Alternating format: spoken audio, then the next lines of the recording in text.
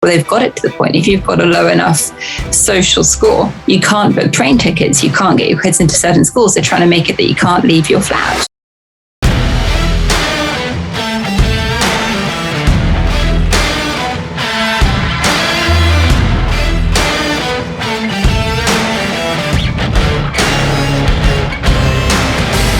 What's shaking? Welcome back to All In. I'm your host, Rick Jordan, and today I'm bringing back a guest that I had many months ago last year because it's so pertinent, and she is just badass in crypto. Erica Stanford, welcome back. Hey, Rick, thank you so much. Oh my goodness. No, you're good. I like you got your background for the Crypto Curry Club behind you. I think it was just plain last time, and this time you're like going all branded. I like it. Upgraded. Well, thank you for having me back. I like being called badass. That's cool. Yeah. I don't think I've had that before. Really? Well, no joke, no. You are. Because, I mean, when it comes to what you know, you are an absolute badass.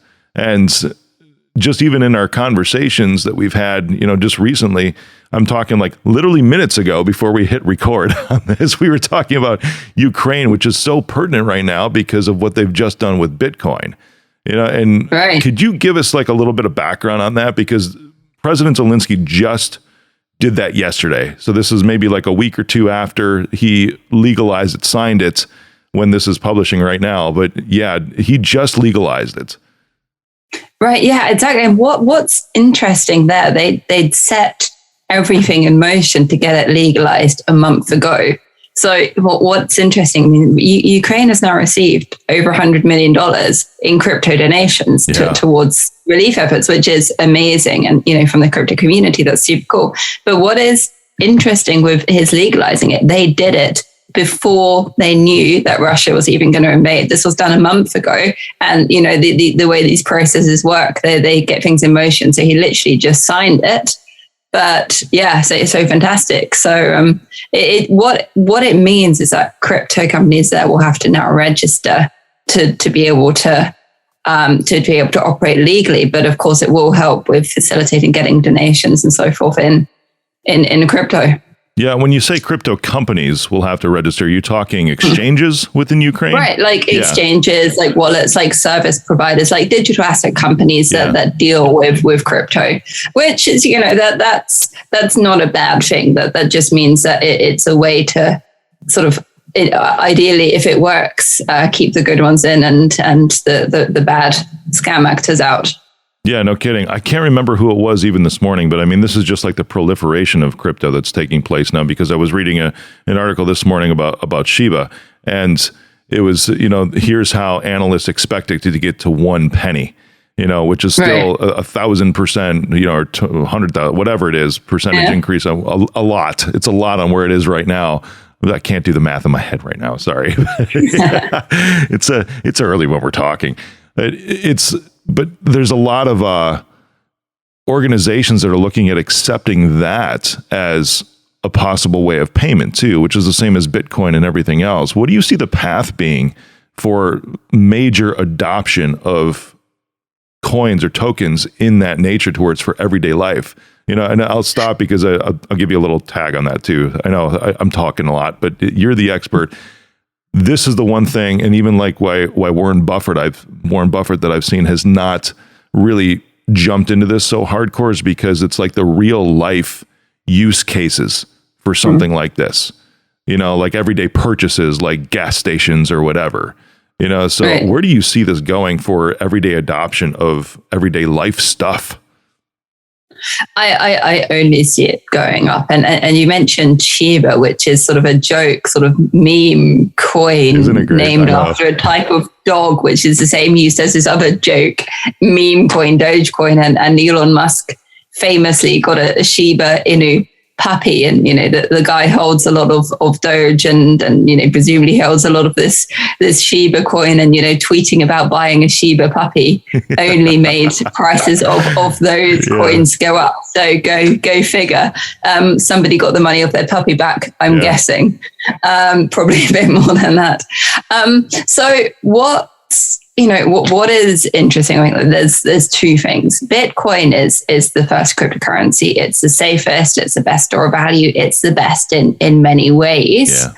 It's what most people hold. It's seen as a store of value.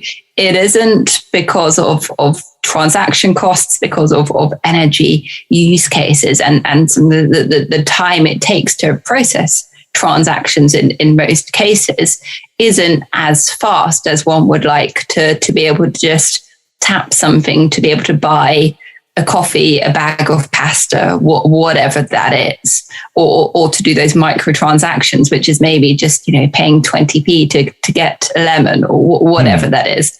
Whereas you've now got newer cryptocurrencies that are far less energy intensive that you can just send almost instantly, effectively in lifetime and basically for free, that you can do these microtransactions in. So you've got this whole sort of new wealth of these newer cryptocurrencies that have less, security, status or prestige than Bitcoin. But in terms of doing frequent high volume microtransactions, serve more of a purpose in that. So you do have companies now looking at the likes of accepting Dogecoin because they do help with these microtransactions. But, with crypto use cases and the way crypto was designed and what it sort of really is about, it wasn't necessarily designed for people who are happy having a central bank account and trusting the banks and trusting their governments and using their iPhone to tap things every time you want to pay for things. Actually, the main users of cryptocurrency have been, quite often people in Venezuela, people in Ukraine, and we're talking before the Russian invasion, even people in Russia, people in South African countries, where you've got populations that have learned that you can't just trust a central bank, that you certainly can't trust a government, that, money can go into hyperinflation just like that, where, in some cases where you go into a supermarket and the price of goods has changed because inflation has just run so havoc, or where if you keep money, that it's not necessarily safe. And there's numerous countries like that as we're learning more and more. So you do have entire populations that haven't been able to just trust the central banking system or to trust their local national currency for various reasons, that have turned to Bitcoin either as a store of value or as a way to send money abroad to family that's maybe based in another country or so forth, not because they think, oh, this is cool, or this is modern, or this is new technology, or hey, this is going to go up in value if we keep it, but literally because they have no alternatives, in countries where it simply isn't safe to keep money in a bank account, or where there's sanctions, or where there's barriers put in place, or where, people don't have bank accounts. You've got a third of the world's population don't have access to bank accounts because banks just don't deem it economically viable to create banking facilities to the world's third poorest people. But these people all you need is a smartphone or access to the internet. You can have a digital wallet, and then you can store money digitally. You can send money abroad or anywhere to family, basically for free and instantly. And that's a whole world better than not being able to send money digitally or not being able to store money safely. And you're actually in charge of your own money. So there's a whole big sort of argument behind crypto, which is way beyond and so much more important than the price of Bitcoin or the price of whatever has gone up or down or whatever. It's a way of sending money around the world that doesn't rely on central banks or corrupt governments or, skewed financial systems that work for some people, but don't by definition work for a lot of people around the world. Wow. You just... Sorry, that was a bit of a monologue. No, it was incredible. Absolutely incredible. I'm thinking I needed some things to take notes, because there's three things that, if I can remember all of them here, that stuck out with me. And the first was the speed of the transactions and how they take a while with some of the majorly proliferated coins right now, like a Bitcoin, like Ethereum. And I've noticed this too, because even when I bought my ENS name, it's rickjordan.eth. It's not lifetime. Yeah, it's not lifetime, exactly. But I remember even the process of the transaction, and I've seen that because I have custodial wallets, I have non-custodial wallets. Mm-hmm. There's certain coins that I'm invested in. when I went to do that, it really, and even like doing things on Pancake Swap, to purchase Cat Coin, which I did, which is another great meme coin right now too. I don't know if you've looked at that, but it's called the Shiba Killer. We'll talk about that in a little bit, because in a matter of a day, 24 hours, my $3,000 that I invested went up to 60K. And it was that next day that the first missile strike hit Ukraine and it crashed again. Because it was like immediate, right? But now it's starting to go back up, so I'm still up by about 400% right now. It's interesting, and there's a lot of decentralized apps that they're looking to create. Anyways, they've all got stories. They've all got projections, plans, but the speed of the transactions, on a Pancake Swap or on even when I purchased through ENS for my rickjordan.eth name, the speed of the transaction was not speedy at all. It wasn't instant. And in the IT consulting space, one of my clients is a franchise owner of Buffalo Wild Wings. And I remember when the chip started going into credit cards, and before they were always swiping with the mag stripe, and during Christmas season, they would actually process so many gift card transactions, like a line of 20 people, and just here's $25, here's $25, here's $25.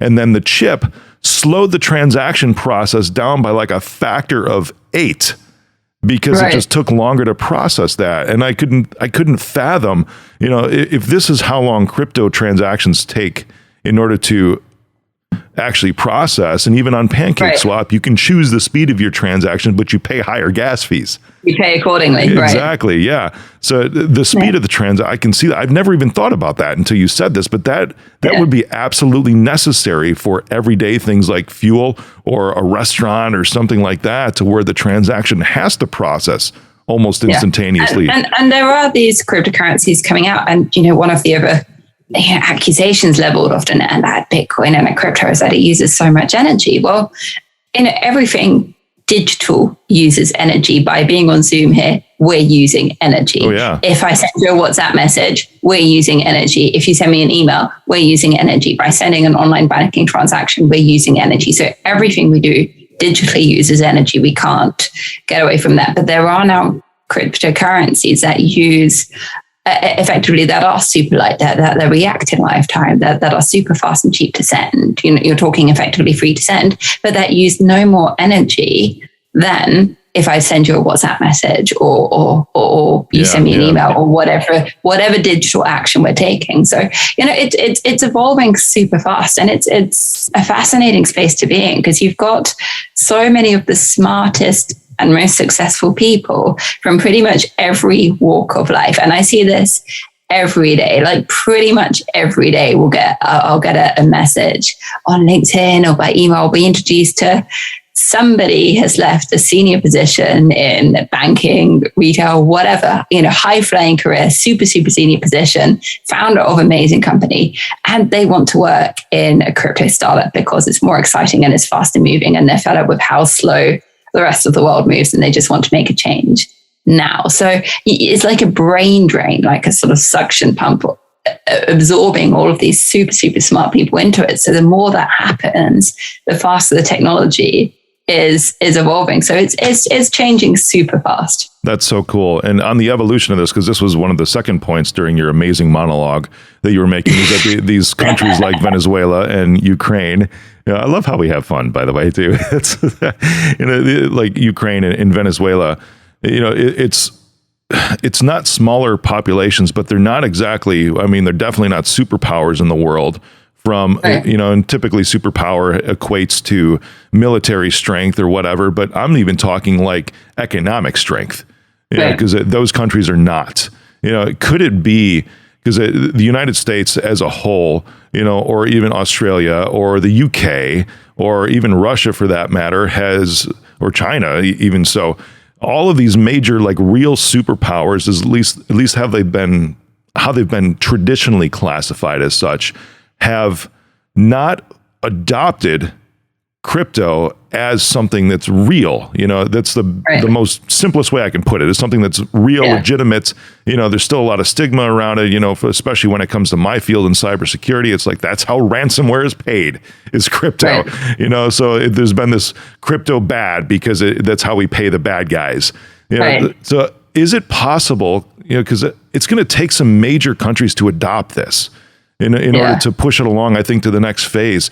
When do you see and how do you see these smaller, less economically mature countries being able to tip the scales with the larger ones to really start that downhill snowball momentum? So what I think is we will see is not necessarily that Venezuela is, a lot of people in Venezuela are using Bitcoin. I don't think that's going to massively change the American or British or whatever stance towards crypto. I think where I would see governments acting, I mean, Facebook had their own digital currency, a stable coin called DM, and they just cancelled the project because they just came up against too many regulatory hurdles. And recently some of their guys have left Facebook and now raised $200 million to start afresh. So, we'll see where that goes. But, that they didn't get anywhere because there's so much regulatory pressure from like all countries against what they wanted to do, which was effectively act like a central bank. Yeah, and that scared, right. And that scared the banks, it scared the governments. And, also Facebook doesn't have an unblemished track record when it comes to people's data and having control. Apparently, according to the newspapers. So, as has been quoted by pretty much everybody. So, there was a certain, I guess, massive sort of tsunami of pressure going against Facebook to be the ones to launch that. But that saying, the fact of them doing it, Facebook have a third of the world's population using their products. Every day they've got a huge number of, they've got a huge volume of people, bigger than China, bigger than any country. So that was enough to scare a lot of companies into taking on crypto and digital assets teams to look at, hey, we've got this challenge. Like, if Facebook does do this, what does that mean? That means we'll be losing payment, or we'll be losing transactions for elsewhere, or that. So it scared a lot of companies into forming crypto and digital assets task force teams, looking into what they should be doing in the space. You're talking with also, Facebook's coin project that has now been scrapped, right? When they announced it, yeah.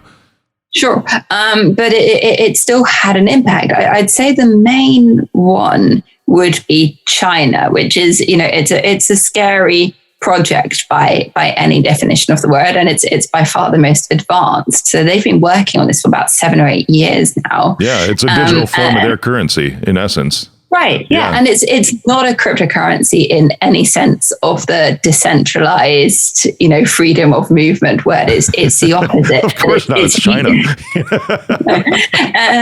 and it's terrifying that they've been launching trials and rolling out, but it's linked to like a social security, sort of like a social credit score.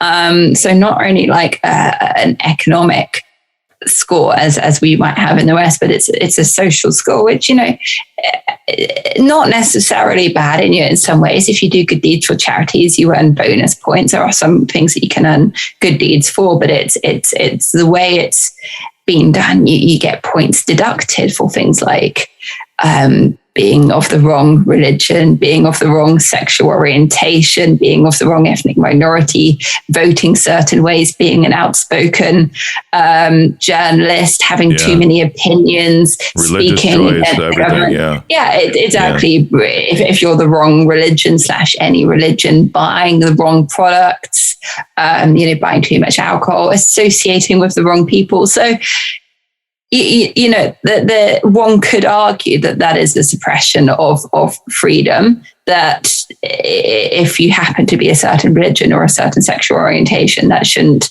happen to affect if your digital wallet, which controls all of your money, gets frozen by the government.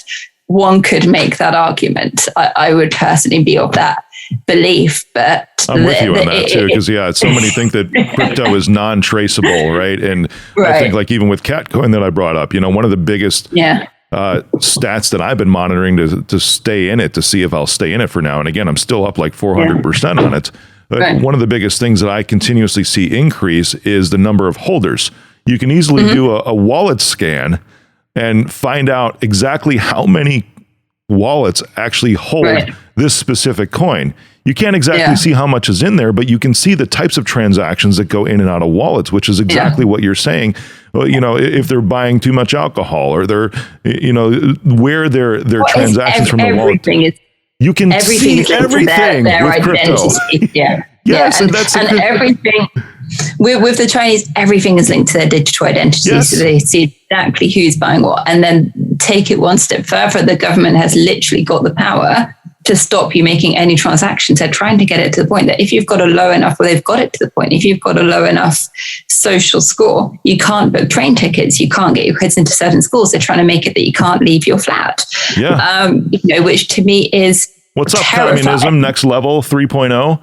Yeah. Right. And it's terrifying. And you've got ethnic minorities, you've got religious groups, you've got, you know, all sorts of people just because they've spoken against the government or whatever thing that they've done that, you know, in our societies or our views are not bad things, but that means that they're taking away financial freedom from people. So they're really advanced in this digital currency, and it gives huge, like unprecedented amounts of data and power to the Chinese government, and you know, due to partnerships the Chinese government have, they're looking to roll that out to other countries, which is super, super scary, because then you've got governments in the West that are like, hey, we're totally behind. We've been lacking behind in technology and in advancements and in regulation. We don't have any of this data power control.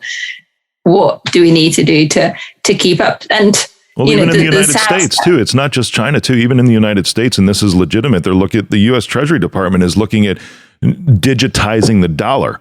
But this is also on the heels of the Biden administration trying to pass legislation to have access to people's bank accounts for the IRS for taxation purposes.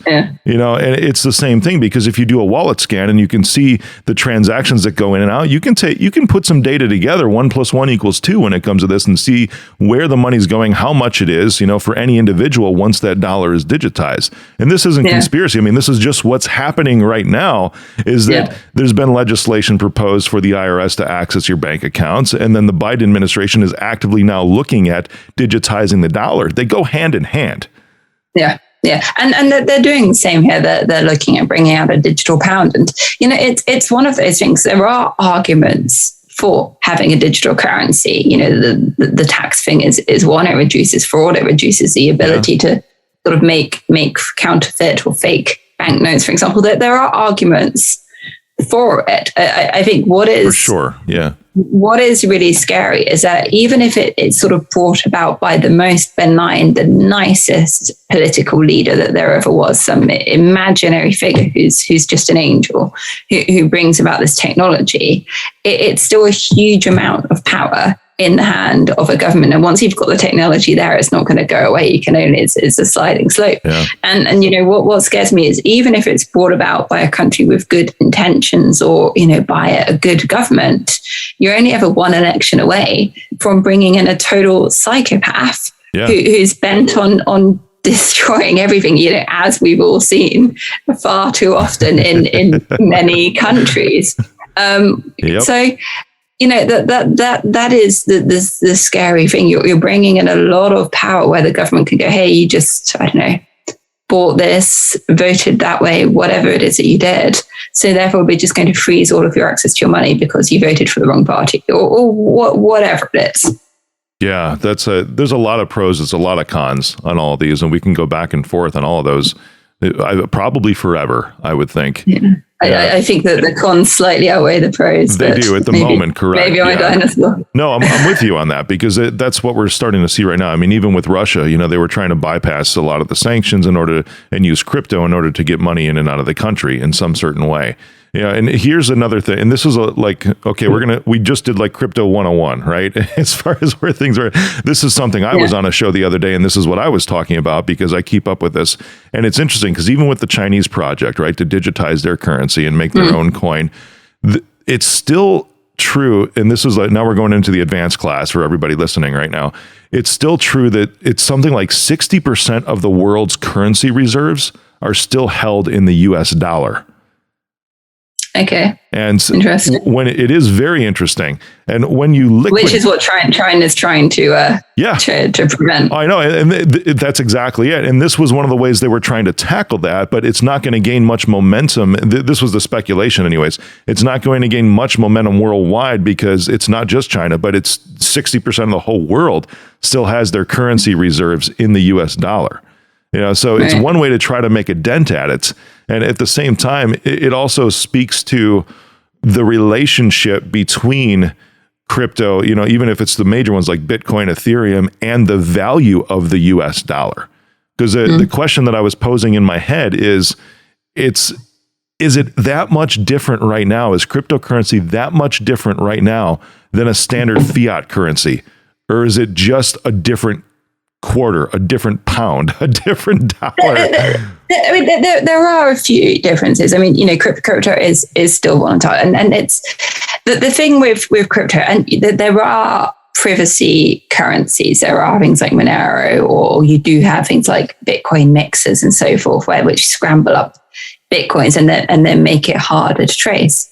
But in general, if you just look at, say, Bitcoin or Ethereum or the most used cryptocurrencies are actually far more traceable than dollar or the pound or whatever. And when you speak to people in like, fraud investigations and so forth, they always say they're happiest when they get a crypto case. Oh, yeah. Because it's just so much easier to track. Because with pounds, you can put it into art or racehorses or offshore islands or whatever. And it just goes. And, if you want to buy drugs, we're based in different places, but if a common example, if you and I lived close enough and you wanted to buy drugs with me, or I wanted to buy drugs of you or whatever, sending Bitcoin would be the stupidest way to go about doing it, because it can be traced. You can see exactly you sent this transaction to blah blah blah blah blah, which it can be traced. Yeah, because it still has to go through miners to process the transaction, so it's still out there on the network. Yeah. Right, and you've still got an address. You can see that at this time I sent X amount of Bitcoin from X address to you at Y address, and and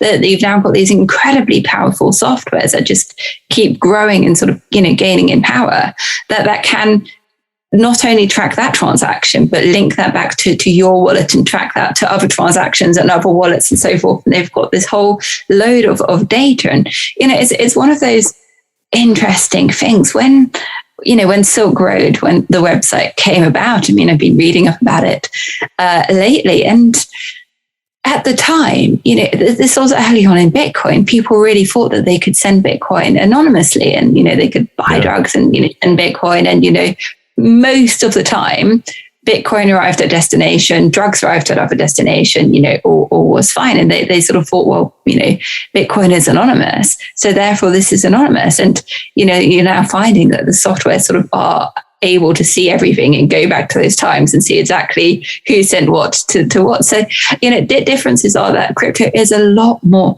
traceable. By definition, every transaction is stored on blockchain. There's no button where you can just erase the fact that you sent this amount of money to me or vice versa. It can't be done. You've got all of that information is stored indefinitely, sort of timestamp manner on blockchain. So you've got a lot more sort of data there. But what I suppose what the differences are is that with crypto, with blockchain, you don't rely on a third party. If you buy Bitcoin, but then you can hold it offline in your own sort of hard drive wallet, like sort of USB stick type things, and then you're not really dependent on anybody. You're not dependent on storing that money in a bank under your mattress. It's the equivalent. So when I lived in Buenos Aires in Argentina for a while during the economic crash, sort of back when I was a student, just doing work experience at an NGO there, and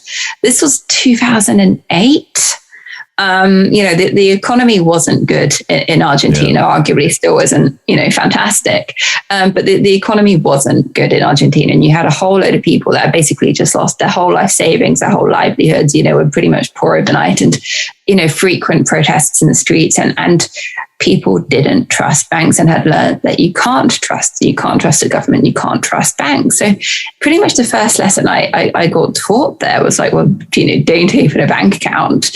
And, people were literally, this was before Bitcoin, got paid in pesos and the Argentinian money, converted that into dollars and euros and foreign currencies, took that out in cash and kept the physical cash notes in a safe in the houses, and that was banking. That was the safest way to do banking, and if they had to send money abroad. So the crypto wallets are more like that. It's more like keeping, it's seen as keeping digital gold in a hard wallet that you control, that you don't have to rely on a bank, which may or may not shut down, stop you from being able to access your money, all of those things which we've all seen happen. So in many ways, it's much safer. It does rely on you then not losing that device or either that or keeping the passwords or remembering the password. So even if you lose a device, you can access another one. And a few people have had problems with that. But, for many people, that is a lot safer than keeping money in a bank where, bank whatever is caught up in sanctions or has messed up their accounts or whatever it is. And then you lose all your money. That's a scary thought. And it's happened to a lot of people in a lot of countries. Yeah. Yeah, no doubt. And will happen again, I have no doubt. So. Absolutely it will. Right on it will. Yeah, I mean, even with all the traditional bank accounts in Ukraine right now, for example, the cyber attacks, for moments, those bank accounts of the fiat currencies within the traditional banking system registered as zero for a lot of civilians, for a lot of Ukrainians that existed. And hopefully there's ways to avoid something like that with this. But at the same time, there's going to be cyber concerns and hacking concerns with crypto wallets too. Even going back to what you're... Sure. And there are. There are. And that's down to having really good security measures in place. And with crypto, the user experience, the infrastructure is getting better. You do now have things like institutional grade storage. You do now have insurance. There are other things that make it safer. Typically, if you store your crypto offline, like off the internet, sort of in cold storage, that's unhackable, providing you don't lose the private keys. And that argument that crypto is used in ransom payments, I hear that a lot. And from I know a few guys in insurance who are like, well, it's all that Bitcoin that gets paid out. Yeah, that's an interesting concept too, the insurance side of it. If it gets I don't know if you ever saw the story. This was maybe 2 years ago of the dude who had a hard drive, from 12 years ago with 40,000 Bitcoin on it and just threw it away because he's like, well, this is worthless. This is so stupid. Bitcoin was like pennies at the time or whenever it was that he bought it. But now it's worth something like, $3 billion. And he's trying to, he's offering like a reward at this dump for a company, like up to $20 million to go and dig this thing up and find it. In Wales, I think he's offering a quarter of the total value. So the guy I'm talking about.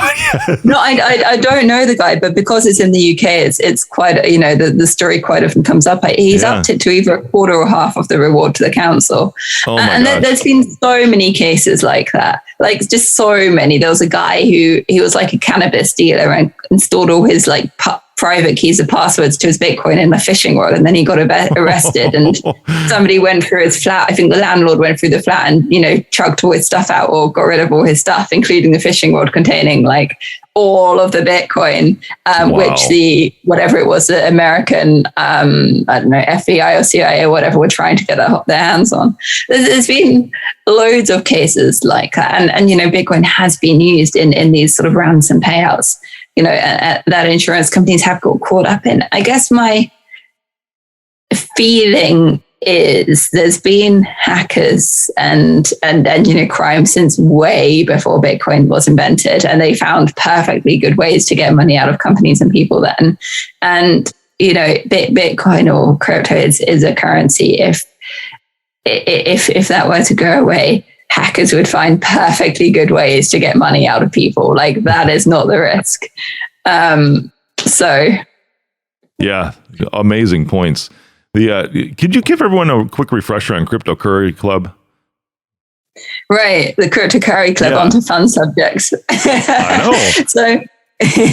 So the crypto curry club, it's been less curry recently since lockdown, sadly. It's grown into what I believe is the biggest or the main crypto community in the UK. We started it in 2018, a couple of years before lockdown. And that at the time there was really limited sort of community and so forth in space. I wanted to meet more people, get people together. So we had a whole bunch of events, networking events, always over curry. So curry, for those of you who aren't from the UK, curry is the national British food. It's the food that we like the most. It's the food that we eat the most commonly. It's the most widely available food in the UK. I'm not entirely sure of the reasons why, but I'm assuming it's because most British food is so inedibly awful that we have to have a national culinary savior. And curry is better than British food. So curry is the national British food. Crypto curry sounded good. So we started doing these events, and I thought once a month we'll put on a curry, people pay their own way and, get people together. And I just thought we'll do this, on the side once a month to get to meet some people and grow the community. And, by the time of lockdown, it had just spiraled into this big thing, having loads of events and the main community and, everything, people from the world's biggest companies coming along to learn about crypto or to geek out, or because, they're secretly interested or because they're looking at what they should be doing, through to founders of these super cool startups, through to, some students that were doing PhDs on the ecosystem, or, investors, and just a whole mix of amazing people. So that grew, and it's super fun. We've had one curry back since lockdown that it was filled out in a day. It was a super fun event. We also did a crypto curry club gin making experience, just getting people together, and everyone got to make their own product gin. So super fun, and just a bit of fun to get people back together. So hopefully that will now come back with lockdown ending, albeit corona cases spiraling currently. You're inspiring me here. I think I need to do like the Cyber Scotch Club or something like that. That doesn't sound bad. I'd come amazing. To that. Cyber Whiskey Making Club. I like it. All right. Thanks for the inspiration on that. Oh my goodness. Well, the last one. So some rapid fire here for you real quick, right? With all the emergence of all the new coins, right? How can people know when to invest? Oh God, I hate that question. And it's not my subject expertise, anything. Crypto is A, crazy risky, B, crazy volatile, C, highly manipulated. Like there's no order to it. There's no, some people try, track the charts and say, well, but the price of Bitcoin is going to do this, or it's expected to do this. And, every logical reason might suggest that the price of Bitcoin might do this or that or whatever. And then, some famous billionaire will put out a tweet and crash the entire market, or send it up by 30%, or send everything on a panic buy, or some what might be a relatively minor world event. We're not talking Russia invade Ukraine size world event. Some minor things might just totally spook the market. And there's so many. So when somebody buys a dog. Like somebody buys a dog and tweets about it. Exactly. Thanks, a certain Elon. Breed of dog. Right. There's so many things. There was a rumor that Vitalik, the founder of Ethereum, had died. And it was a rumor. It was fake news. The guy's still alive. And, that crashed the markets out of it. There's so many things that can affect the markets that no logical thing could predict, presumably unless you're friends with the people that might be buying dogs. So there's no real way to predict that. So, I wouldn't even want to suggest anything because there's no logical order to it. And, in some ways, Bitcoin, there's only over 21 million going to be produced. There's quite a lot of demand for Bitcoin. So the trend since 2009 has been that it goes up, albeit by lots of ups and downs. But the trend has been that it's going up because there's more and more demand for it, and there's less and less in circulation. And also we're in a society where more and more people are becoming aware to the fact that one can't trust governments pretty much by definition, with a few exceptions. One can't trust the sort of the traditional banking system in a lot of cases. That, you know, just because you've earned money and you put it in a bank doesn't mean it's safe. You know, that there might be, the economy might collapse, there might be sanctions, there might be anything, you know, a bank run, or just the way inflation is going. You know, if you save money now, it will be worthless, you know, not too far in the future. So people are becoming aware of that. And I think from, you know, especially when you talk to students and, you know, switched on younger people who all seem to be so much more switched on than I was as a student, they're really becoming more aware that they've got to be responsible for themselves and can't really trust anyone, have to fend for themselves. So, you know, I think, you know, that's, again, another monologue of why people are going into Bitcoin and why I wouldn't expect the price to utterly collapse and why it seems that the trend is going up. But when to invest, don't ask me. I don't know. Follow certain people on Twitter. I would steer clear, and it's far too volatile. I love that. Crypto is volatile, risky, and highly manipulated. End Crazy, of story. yeah. Yep. Right. That's awesome. So everyone listening, tap in the show notes for the Crypto Curry Club to connect with Erica Stanford, because she is just a badass. I will say that to close it out. Erica, thank you for coming on again. This has been so much fun. No, thank you so much for having me. And if I can just take advantage and possibly do a quick shout out for my book, Crypto Wars. So Crypto Wars, Fake Death, Missing Billions and Industry Disruption. It's out. It's about all the biggest tax and scams in crypto. I'll love anyone indefinitely who buys it. So please do. That's awesome. Yes. So cool. Thanks, Erica. Thanks for having me on, Rick.